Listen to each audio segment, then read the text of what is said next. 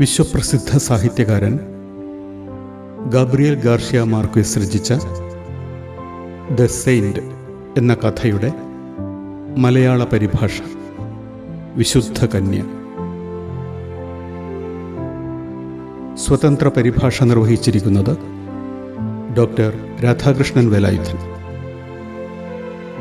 ആഖ്യാനം K Vasanthi, K V Ramachandran. വിശുദ്ധ കന്യ.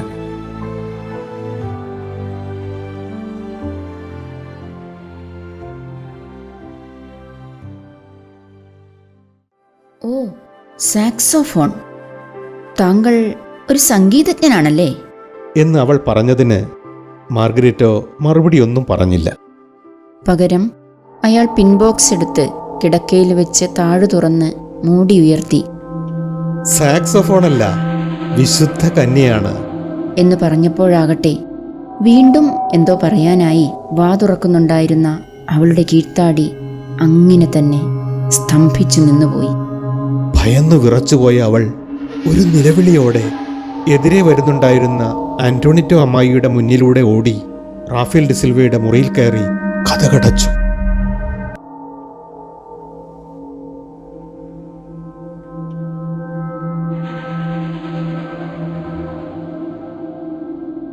ഒരു ബൾബ് മാറ്റാനായി എൻ്റെ മുറിയിലേക്ക് വരുന്നുണ്ടായിരുന്ന അന്റോണിറ്റോ അമ്മായിയും എന്താണ് സംഭവിച്ചതെന്നറിയാതെ ഇടനാഴിയിൽ തന്നെ സ്തംഭിച്ചു നിന്നുപോയി. കുറെ കഴിഞ്ഞ് അവർ എൻ്റെ മുറിയിലേക്ക് വന്നപ്പോഴാകട്ടെ കൈ വല്ലാതെ വിറയ്ക്കുന്നത് കാരണം അവർക്ക് ബൾബ് ഹോൾഡറിൽ ഉറപ്പിക്കാനായില്ല. എന്താണ് സംഭവിച്ചതെന്ന് ഞാൻ അവരോട് ചോദിച്ചു. ഈ വീട്ടിൽ ഉറപ്പായും പ്രേതങ്ങളുണ്ട്. ഇപ്പോൾ പകൽ വെളിച്ചത്തിൽ പോലും എന്റെ കണ്ണുകൾ കൊണ്ടു തന്നെ കണ്ടു. അവൾ നഗ്നയായി കോറിഡോറിലൂടെ ഓടുന്നത് തീർച്ചയായും ഭയാനകം തന്നെ, അവർ പറഞ്ഞു. രാത്രി വൈകും വരെയും ആ പെൺകുട്ടി റാഫേൽ ഡിസിൽവയുടെ മുറിയിൽ നിന്നും പുറത്തു വന്നില്ല. എപ്പോഴാണ് അവൾ അവിടം വിട്ടു പോയതെന്ന് ഞങ്ങൾ ആരും അറിഞ്ഞതുമില്ല. എന്താണ് യഥാർത്ഥത്തിൽ സംഭവിച്ചതെന്ന് ആന്റോണിറ്റോ അമ്മായിക്കും ഒരിക്കലും മനസ്സിലായതുമില്ല. ക്രമേണ നഗരം അതിൻ്റെ ശരത്കാല പതിവുകളിലേക്ക് മടങ്ങി വന്നു. ആദ്യ ശീതക്കാറ്റുകളിൽ തന്നെ അതുവരെയും പല നിറത്തിലുള്ള പൂക്കളാൽ അലങ്കൃതമായിരുന്ന ടെറസുകൾ പലതും അടഞ്ഞു തുടങ്ങി. ഞങ്ങൾ റാഫേൽ ഡിസിൽവയും ഞാനും ഞങ്ങളുടെ പഴയ തമാശകളിലേക്ക് മടങ്ങി. കൗണ്ട് കാർലോ കലഗാരിയിലെ സംഗീത വിദ്യാർത്ഥികളോടൊപ്പം ഞങ്ങൾ അത്താഴം കഴിച്ചു. ഫിലിം സ്കൂളിലെ എൻ്റെ ചില സഹപാഠികളും ഞങ്ങളോടൊപ്പം കൂടി. ലാക്കിസ് ആയിരുന്നു അക്കൂട്ടത്തിൽ ഏറ്റവും സമർത്ഥനായ വിദ്യാർത്ഥി. സാമൂഹിക അസമത്വത്തെക്കുറിച്ച് ഇടയ്ക്കിടെ നടത്താറുള്ള ചില പ്രഭാഷണങ്ങൾ ഒഴിച്ചാൽ ബുദ്ധിശാലിയും സഹിഷ്ണുതാസമ്പന്നനുമായ ഒരു ഗ്രീക്ക് യുവാവായിരുന്നു അയാൾ. രാത്രികാലങ്ങളിൽ റാഫേൽ ഡിസിൽവ തിരഞ്ഞെടുത്ത ചില പാട്ടുകൾ ഞങ്ങളെല്ലാവരും ചേർന്ന് പാടി. പലപ്പോഴും ഉച്ചസ്ഥായിയിൽ അർദ്ധരാത്രി വരെ നീണ്ടു അവ. സമീപവാസികളാരും ഞങ്ങളോട് അതൃപ്തി കാണിച്ചില്ലെന്ന് മാത്രമല്ല, ചിലപ്പോൾ വഴിപോക്കരായ ചിലർ പോലും ഉള്ളിൽ വന്ന് ഞങ്ങളുടെ കോറസിനെ സമ്പന്നമാക്കി. അയൽക്കാരിൽ പലരും ജനാലകൾ തുറന്നിട്ട് ഞങ്ങളെ കൈയടിച്ച് പ്രോത്സാഹിപ്പിക്കുകയും ചെയ്തു.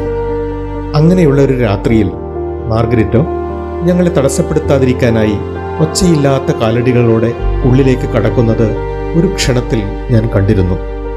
ലാ ടൊറന്റോവിലെ സാൻഗാൽവെനിയെ കാണിക്കാനായി കൊണ്ടുപോയിരുന്ന പിൻബോക്സും അയാളുടെ കൈവശമുണ്ടായിരുന്നു.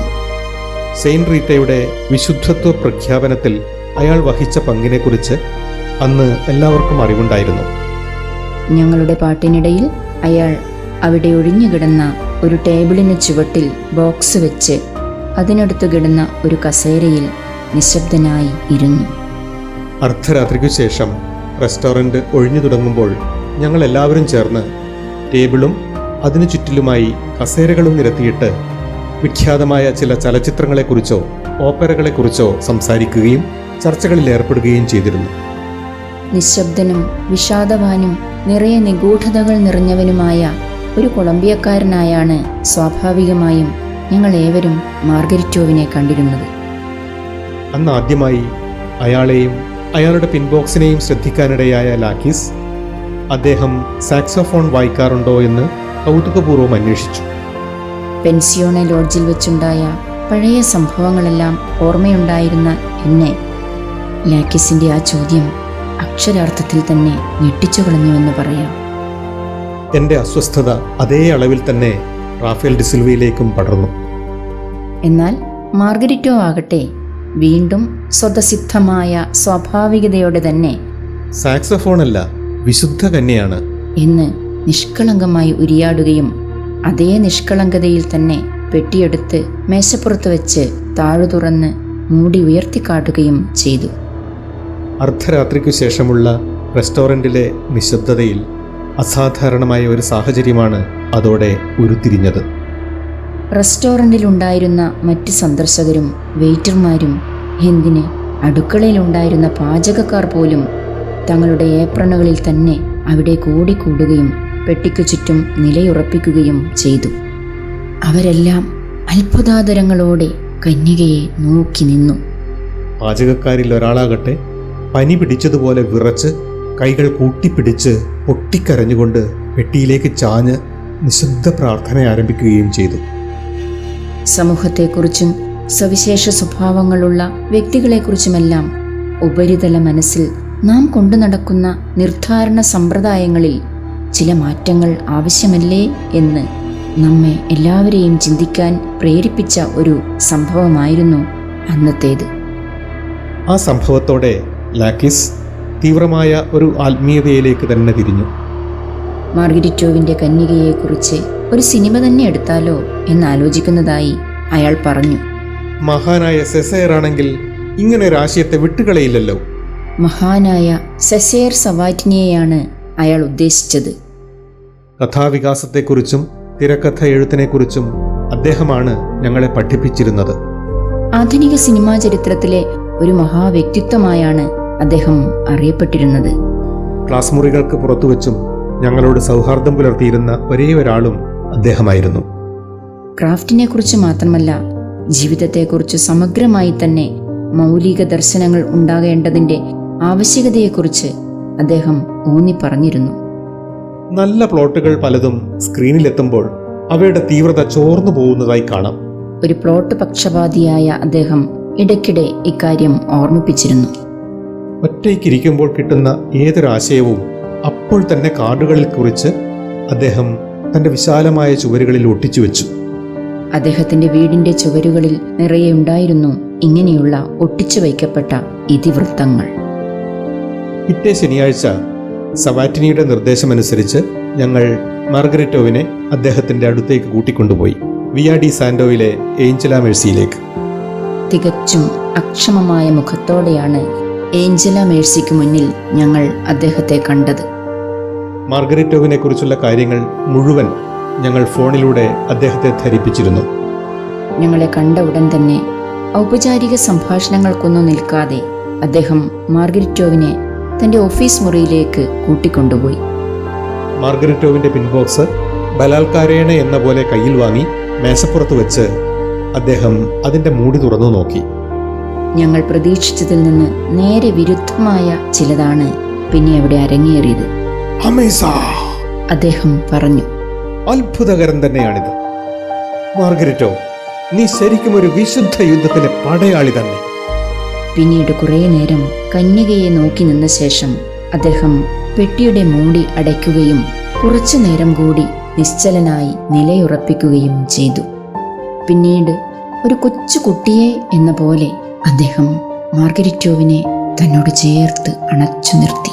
Thank you my son, thank you very much, and God B with you in your struggle, അദ്ദേഹം പറഞ്ഞു. പിന്നെ അദ്ദേഹം മാർഗരിറ്റോവിനെ മറ്റൊരു മുറിയിൽ കൊണ്ടിരുത്തിയ ശേഷം ഞങ്ങളുടെ അടുക്കലേക്ക് മടങ്ങി വന്നു. എങ്കിലും ഇത് സിനിമയാവില്ല. കാരണം ആർക്കാണിത് വിശ്വസിക്കാൻ കഴിയുക? എത്രയും അത്ഭുതകരം തന്നെയെങ്കിലും മനുഷ്യരുടെ ഉള്ളിലേക്ക് എത്തിക്കാൻ വളരെ കഷ്ടപ്പെടേണ്ടി വരുന്ന അത്രയേറെ അവിശ്വസനീയമാണിത്, അദ്ദേഹം പറഞ്ഞു. Anyhow, it is not good for the movies. Nobody will believe it, my dears. തിരികെ വീടുകളിലേക്ക് മടങ്ങിയ ആ കാർ യാത്രയിലുടനീളം സവാറ്റിനിയുടെ വാക്കുകൾ തന്നെയാണ് ഞങ്ങളുടെ കാതുകളിൽ അലയടിച്ചുകൊണ്ടിരുന്നത്. Anyhow, it is not good for the movies because nobody will believe it, my dears.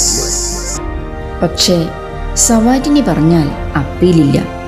സിനിമയ്ക്ക് പറ്റിയ കഥയില്ലെന്ന് പറഞ്ഞാൽ ഇല്ല, അത്ര തന്നെ. എന്നാൽ തിരികെ വീട്ടിലെത്തിയ ഞങ്ങളെ ബെല്ലാമരിയ അറിയിച്ചത് മറ്റൊരു കാര്യമാണ്. ഇന്ന് രാത്രി തന്നെ സവാറ്റിനിയെ വീണ്ടും കാണാൻ അദ്ദേഹം നമ്മോട് ആവശ്യപ്പെട്ടിരിക്കുന്നു. തൽക്കാലം മാർഗരിറ്റോവിനെ കൂടെ കൂട്ടേണ്ടെന്ന്.